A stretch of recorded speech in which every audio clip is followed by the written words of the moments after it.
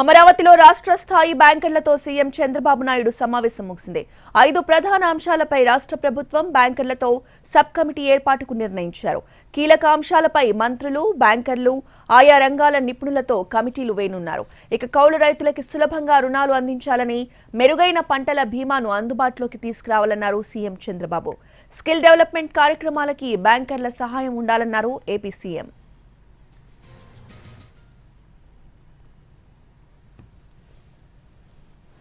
ప్రజలు గెలవాలి, రాష్ట్రం నిలబడాలి. ప్రజలు గెలిపించారు, ప్రజలు గెలిచారు. వాళ్ళ మనోభావాల్ని, అదే మరిగా వాళ్ళ యాస్పిరేషన్స్ని మేము గౌరవించాల్సిన అవసరం ఉంది, సాధించాల్సిన అవసరం ఉంది. అయితే ఈరోజు రాష్ట్రంలో ఉండే ప్రత్యేకమైన పరిస్థితులు కూడా రోజు రోజుకు ఎంత తవ్వితే అంత భయంకరంగా కనపడొస్తున్నాయి. ఎంత లోతుందో మాకే తెలియదు. ఓసారి చెప్తారు సముద్రంలోకి దిగితే తప్ప లోతు తెలియదని. ఆ పరిస్థితిలో ఉంది. ఇది ఒక డిపార్ట్మెంట్ని కాదు, అన్ని డిపార్ట్మెంట్లో ఇదే పరిస్థితి ఉంది. అయితే ఎవరైతే మమ్మల్ని గౌరవించి మా మీద నమ్మకం పెట్టుకుని ఒక హిస్టారికల్ విక్టరీకి దోహదపడ్డారో వాళ్ళ కాన్ఫిడెన్స్ తీసుకొని ఎప్పటికప్పుడు అన్ని విషయాలు కూడా వాళ్ళకి చెప్పి మళ్ళీ ఏం చేయాలని చేయడం కోసమే ఈ ఎక్సర్సైజ్ స్టార్ట్ చేశాం. 1కి 10 సార్లు మేము చెప్పాల్సిన అవసరం ఉంది. అందరూ కూడా ఆలోచించాల్సిన అవసరం ఉంది. ఫైనల్గా ఏ విధంగా నిర్ణయాలు చేసి ఈ యొక్క వ్యవస్థని ఘాట్లో పెట్టాలి, ఆర్థిక వ్యవస్థను మళ్ళీ ఏ విధంగా పరిపుష్టి చేయాలి, మళ్ళీ అటు సంక్షేమం ఇటు అభివృద్ధి రెండు కూడా సమాంతరంగా ఏ విధంగా తీసుకుపోవాలను ఆ ఎక్సర్సైజ్ స్టార్ట్ చేశాం. అందుకే 3వ వైట్ పేపర్ ఇది. అది కూడా చాలామందికి వైట్ పేపర్ అంటే మాకేంటి సంబంధం అనుకుంటారు. ఇవన్నీ వాస్తవాలు మీ ముందర పెట్టడం, యథార్థాలు మీకు తెలియజేయడం, మీరందరూ కూడా వాళ్ళకు కలుగుతాయి. దానివల్ల వాళ్ళ కష్టానికి తోడుగా మేము చేసే పనుల వల్ల కూడా వాళ్ళకు లాభం వస్తుంది. అట్లా కాకుండా పేదవాళ్ళ ప్రభుత్వంతో మాకు సంబంధం లేనుకుంటే, ఒక బాధ్యత లేకుండా ఆలోచిస్తే వచ్చే కష్టాలకు కూడా మనం భరించాల్సి వస్తుంది. దానికి ఒక ఉదాహరణ పేదవాడికి ఏ విధంగా నష్టం జరుగుతుందో అన్ని విషయాల్లో ఉంది. ఇందులో కూడా మీరు ఒకసారి ఆలోచిస్తే ప్రజలందరికీ అర్థమవుతుంది. నేను ఒకటే చెప్తున్నా, పదే పదే మీలో చైతన్యం తేవడానికి, మీకు అర్థం కావడానికి, మీ భవిష్యత్తుతో వీళ్ళు ఏ విధంగా ఆడుకున్నారు, మీ భావితరాల, మీ పిల్లల భావితరాల భవిష్యత్తు పైన ఎట్లా వీళ్ళు దెబ్బతీశారు అనే విషయాలు చెప్పడం నా బాధ్యత. అవి చెప్పి మీలో కూడా మీ ఆలోచనలు కూడా తీసుకొని, సామాన్య ప్రజానికం ఆలోచనలు తీసుకుంటాం, మీడియా ఆలోచనలు తీసుకుంటాం, బయట ఇంటలెక్చువల్స్ ఆలోచన తీసుకుంటాం. మళ్ళీ ఒక మెరుగైన పాలన ద్వారా మళ్ళీ రాష్ట్రాన్ని ముందుకు తీసుకుపోవడం కోసం ఈ ఎక్సర్సైజ్ చేస్తున్నాం. ఈరోజు అతి ముఖ్యమైన సబ్జెక్ట్ ఇది. పవర్, విద్యుత్ శక్తి. కరెంటు లేనిదే ఈరోజు ఎవ్వరి జీవితాలు కూడా, ప్రతి ఒక్కరి జీవితాలు, ప్రతి ఒక్క రంగం పవర్తో ముడిపడి ఉంది, విద్యుత్ శక్తితో ముడిపడి ఉంది. దీన్ని ఎంత సమర్థవంతంగా మనం అమలు చేసుకోగలిగితే అంత మెరుగైన జీవన ప్రమాణాలు, అదే మరిగా మనకు అన్ని విధాల లాభం జరిగే పరిస్థితి వస్తుంది. గత చరిత్ర కూడా ఒక స్లైడ్లో నేను చెప్పిన తర్వాత మొత్తం డీటెయిల్స్గానే వస్తాను. నెక్స్ట్, ఇది మీరు ఇక్కడ చూస్తే 95-2004 నేను మొట్టమొదటిసారిగా ముఖ్యమంత్రి అయినప్పుడు పవర్ సెక్టర్ రిఫార్మ్స్ 1.0 తీసుకొచ్చాం. That was the beginning. ఈ దేశంలో ఎవ్వరూ చేయలేనప్పుడు ఒక్క ఒరిస్సానే పవర్ సెక్టర్ రిఫార్మ్ తీసుకొచ్చి ఫెయిల్ అయి వదిలిపెట్టారు. అప్పుడు నేను పవర్ సెక్టర్ రిఫార్మ్స్కి వెళ్ళాను.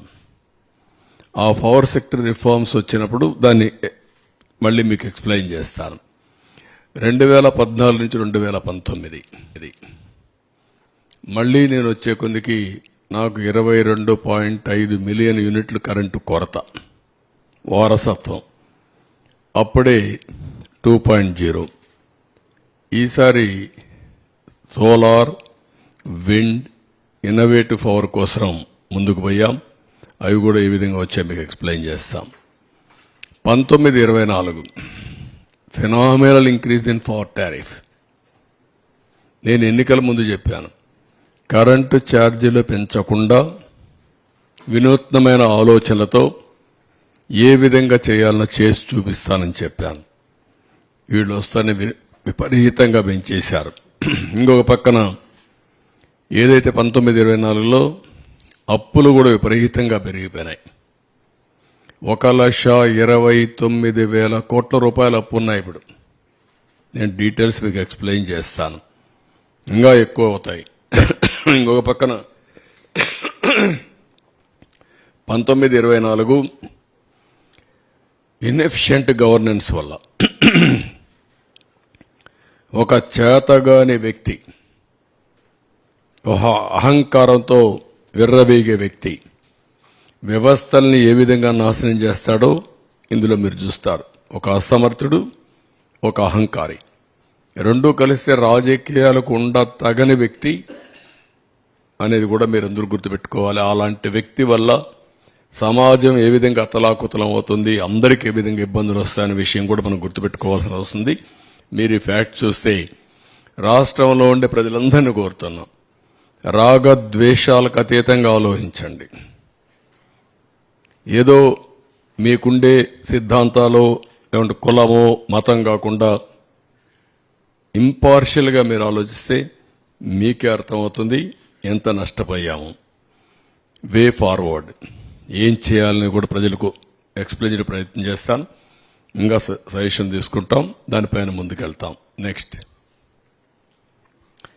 ఫస్ట్లో 95-2004 ఇప్పుడుండే పవర్ సెక్టర్ రిఫార్మ్స్ అన్ని ఆ రోజు అమలు చేసిన పవర్ సెక్టర్ రిఫార్మ్స్.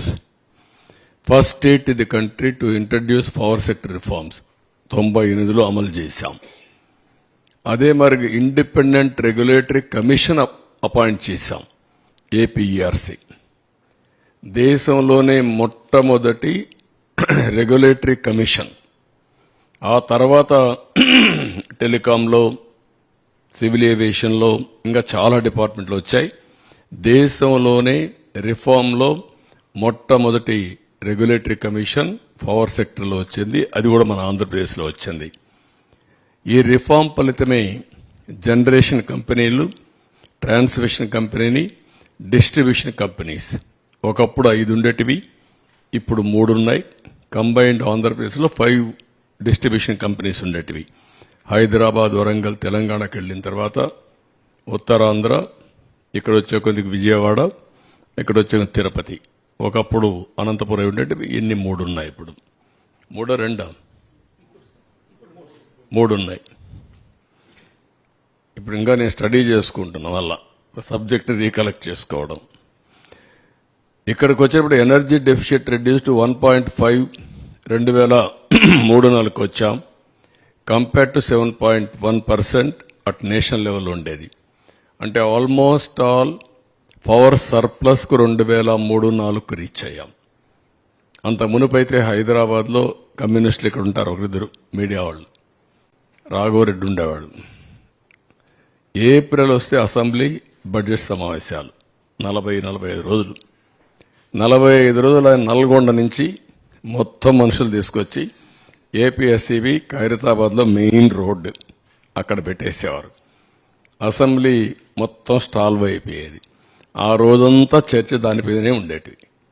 ఈ విధంగా సమ్మర్ వస్తే నేనైతే అసెంబ్లీ నుంచి ఒక 1 స్టేజ్లో 95లో నేరుగా హెలికాప్టర్ వేసుకుపోయి ఆ ఎండిపోయిన పంటలు చూసి మళ్లీ వచ్చి అసెంబ్లీకి సమాధానం చెప్పిన రోజులు ఉన్నాయి. అలాంటి సందర్భాలు చాలా ఉన్నాయి. అక్కడి నుంచి 2003-04లో మనం ఇది చేశాం. ఒక మాటలో చెప్పాలంటే నా పవర్ పోయింది, కానీ పవర్ సెక్టర్ రిఫార్మ్స్ వల్ల దేశం బాగుపడింది.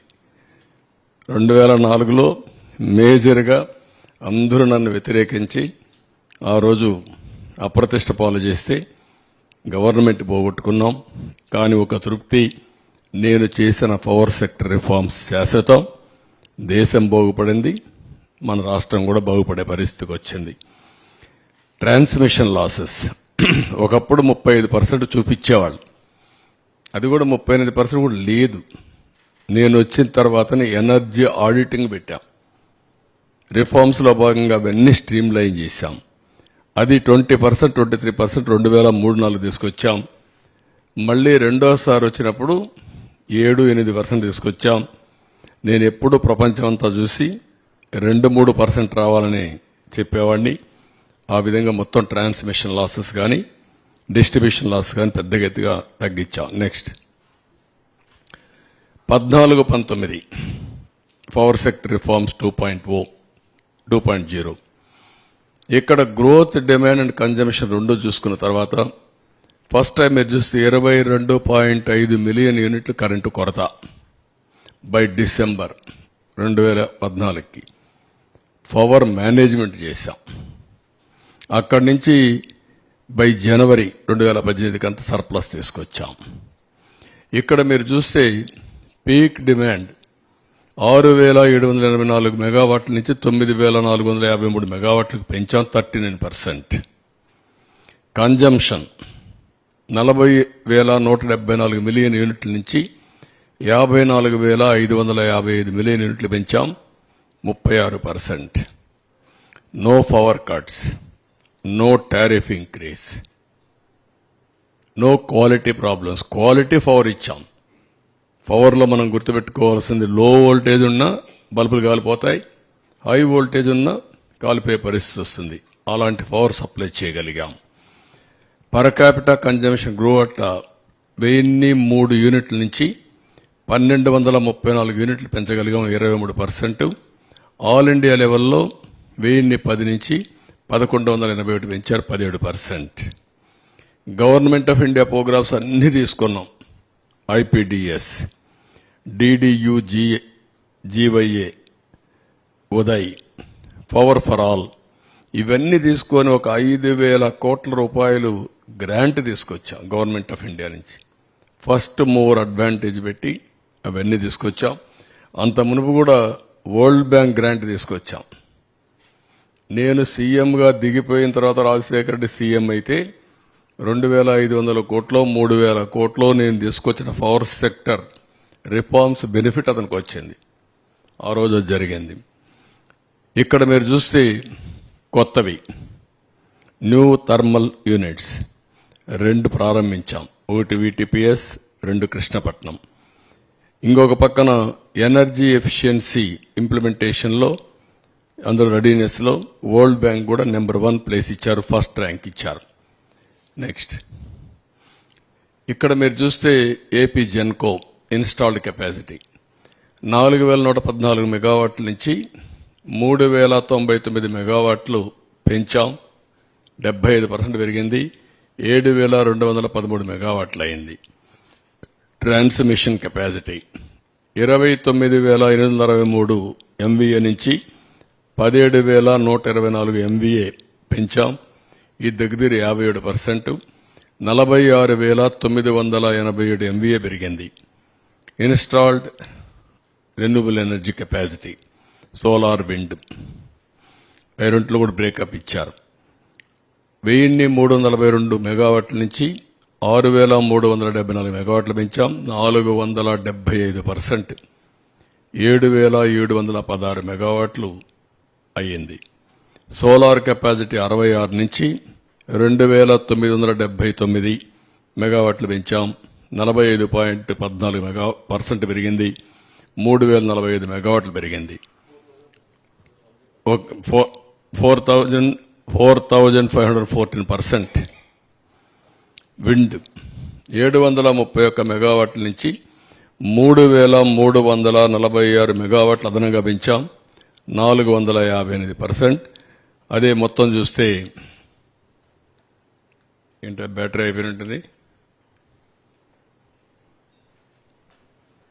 4,077 మెగావాట్లు అయింది. టోటల్ జనరేషన్ కెపాసిటీ 5,456 ఉంటే దాన్ని 9,473 పెంచి కట్ అయిపోతుంది చూడండి. 9,473 మెగావాట్లు పెంచి 174% పెంచి 14,929 మెగావాట్లు చేశాం. నెక్స్ట్ మీరు ఒకసారి అవార్డ్స్ చూస్తే ట్రాన్స్కో 12, జెన్కో 27, అదే మాదిరిగా ఈస్టర్న్ పవర్ 48, నెడ్ క్యాప్ 43, ఏపీఎస్పీసీఎల్ 9, ఇంకా ఒక 5 నెడ్ క్యాప్, ఇవన్నీ మొత్తం మీరు చూస్తే 145 అవార్డులు వచ్చాయి. అదే మాదిరిగా నోటబుల్ అవార్డ్స్ వచ్చి national and international agencies best power utility ఉందా తీసురా, బెస్ట్ బ్యాక్,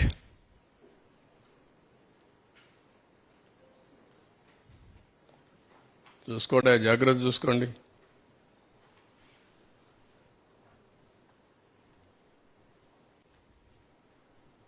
ఏది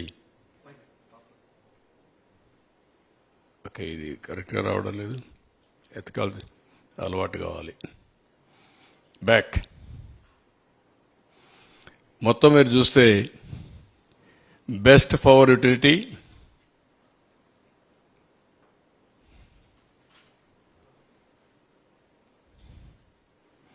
పవర్ జనరేషన్లో best performing transmission utility in the country, best state of India for energy security, governance and sustainability, ఇవన్నీ వచ్చే పరిస్థితి వచ్చింది.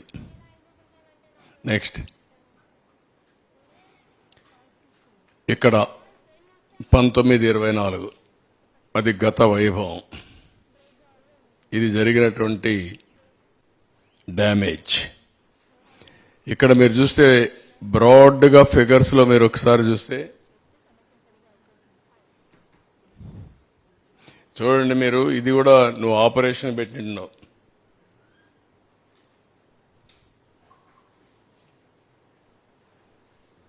రెండు కన్ఫ్యూజ్ అవుతుంది, తీసుకెళ్ళి ఒళ్ళ దగ్గర పెట్టుకొని పనిచేయండి, తమాషాలు ఆడుతున్నారు. ఇక్కడ మీరు చూసినప్పుడు టారిఫ్ బర్డన్ ఆన్ కన్జ్యూమర్స్, గవర్నమెంట్లో కూడా ఉండేవాళ్ళు అమరు పని చేస్తున్నారు, వారసత్వంగా వచ్చాయి మాకు ఇవన్నీ. తొలి రోజు వస్తే కమ్మోడు కూడా పనిచేయాల, రూములు పనిచేయాల, ఏసీలు పనిచేసే పరిస్థితి లేదు, ఇక్కడ ఎవడో పట్టించుకున్న నాదుడు కనపడలేదు కదా, అట్లా తయారైపోయారు. మన రూమ్లో కూడా ఏం పని చేయకుండా ఉండే పరిస్థితి వచ్చేసింది, ఆ రూమ్కి ఎవరు వచ్చినట్టు లేరు, వీళ్ళకందరికీ ఇంకా పాత వాసన అట్నే ఉంది. ఇక్కడ చూసినప్పుడు టారిఫ్ బర్డన్ ఆన్ కన్జ్యూమర్స్ 32,166 కోట్లు పడింది. 2 అప్పులన్నీ అన్ని యూటిలిటీస్ కలిపి 49,596 కోట్లు. ఇవి కాకుండా ఇన్ఎఫిషియంట్ గవర్నెన్స్ వల్ల ఏ ప్రాజెక్ట్ ఎప్పుడు ప్రారంభించాలనో ప్రారంభించకుండా పోవడం, అన్నీ క్లోజ్ చేసి షార్ట్ టర్మ్ పర్చేసెస్ చేయడం, ఇష్టానుసారంగా చేసిన దానివల్ల 47,741 కోట్లు పెరిగింది. మొత్తం మీరు చూస్తే 1,29,503 కోట్ల రూపాయలు టోటల్ లాసెస్ ఈ రోజుకి ఆ 5 ఏళ్లలో జరిగి ఈరోజు మనకు ఇంత లాస్ ఉండే పరిస్థితి వచ్చింది. నెక్స్ట్ ఇక్కడికి వచ్చినప్పుడు టారిఫ్ బర్డన్ కన్జ్యూమర్ 32,126 కోట్లు చూపించాం. అప్పులు 49,596 కోట్లు, 81,762 కోట్లు ఈ రెండు వల్ల వచ్చింది. ఇది కాకుండా ఇన్ఎఫిషియన్సీ హెడ్స్ ఇచ్చాం ఒక 7 దాకా. 1 VTPS, 2 కృష్ణపట్నం. ఈ 2 డిలే అయినాయి, దానికి షార్ట్ టర్మ్ పర్చేసెస్ చేశారు. 12,808 కోట్ల రూపాయలు అదనంగా భారం పడింది. పోలవరం హైడ్రో ఎలక్ట్రిక్ ప్రాజెక్ట్ని టెండర్ మార్చారు, కొత్త ఏజెన్సీకి ఇచ్చారు. అది 23 కావాల్సింది 26కి వెళ్ళింది. దానివల్ల 4,737 కోట్లు పెరిగింది. Additional impact of power, short term power purchase అందులో కవర్ అయింది కాకుండా చూస్తే 2,691 కోట్లు పెరిగింది. 7,000 మెగావాట్లు సోలార్ పవర్ ఫ్రమ్ సెకీని తీసుకుంటామని చెప్పి ఒప్పందం చేసుకున్నారు. దానికి సంవత్సరానికి 3,850 కోట్లు, 25 ఏళ్లు ఒప్పందం. అది అదనంగా 25 ఏళ్లు పడుతుంది. ఇంకా రాబోయే రోజులు ఇంకా స్టార్ట్ కాలేదు, అది ఎప్పటి నుంచి స్టార్ట్ అవుతుంది కూడా చూపిస్తాను. తర్వాత interest burden due to borrowings 10,892 కోట్లు పడింది.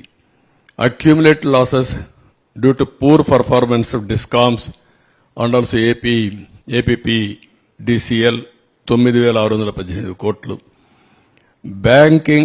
బ్యాకింగ్ డౌన్ ఆ పవర్ స్టేషన్ని కెపాసిటీ తగ్గించడం, నిలిపేయడం, ఆ టైంలో షార్ట్ టర్మ్ పర్చేసెస్ కొనడం, ఇలాంటి కొన్ని చేశారు. దానివల్ల ఒక 3,035 కోట్లు పెరిగింది. అంటే మన కెపాసిటీ ఉంది, ఆ పవర్ ప్రాజెక్ట్ ఆపరేట్ చేయరు, థర్మల్ ఆపరేట్ చేయకుండా వదిలిపెట్టి బయట కొన్నారు. దానివల్ల కూడా విపరీతంగా పడింది. మొత్తం కలిస్తే 47,740 కోట్లు. గ్రాండ్ టోటల్ చూసినప్పుడు 1,29,503 కోట్లు పెరిగింది.